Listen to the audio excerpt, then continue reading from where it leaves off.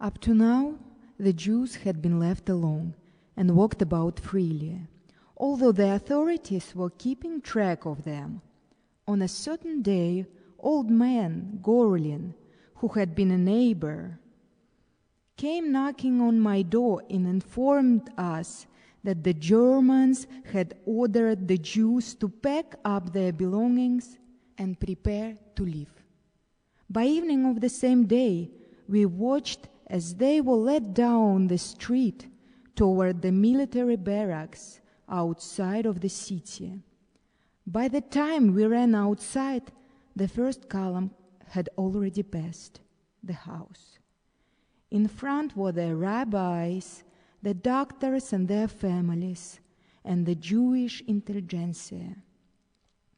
Next were the elderly supported under the arms, the sick were on stretchers, and the children walked along, carrying knapsacks and small bundles. The procession moved very slowly. After the last column passed and the convoy had all but disappeared from view, we saw a young woman running with 2 children, desperately trying to catch up. She held an infant under one arm. Clutching her other hand was a 3-year-old girl, dragging a large doll. The guards had apparently forgotten about them. That doll was slowing them down, so the mother grabbed the girl with the doll and placed her on top of a bundle that was tied to her arm. Then she continued running, trying to catch up with her people. It was difficult to believe that they would shoot down 7,500 people for no reason.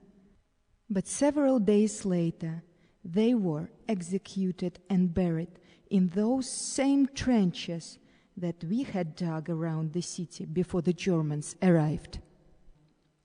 Apparently, many of those buried were not killed because the earth continued to move for some time afterward. A vile, inhuman, and criminal act had taken place in history.